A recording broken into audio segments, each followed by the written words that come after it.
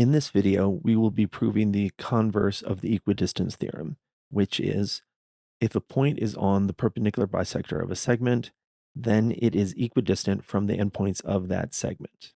So starting here, BD is the perpendicular bisector of AC. Prove the converse of the equidistance theorem with congruent triangles by showing B is equidistant from A and C.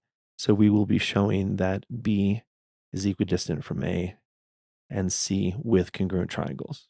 Here's the proof here, and we will be doing it on the diagram over here.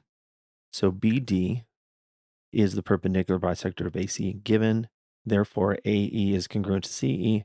Definition of bisector, AE is congruent to CE. Angle BEA and angle BEC are right angles.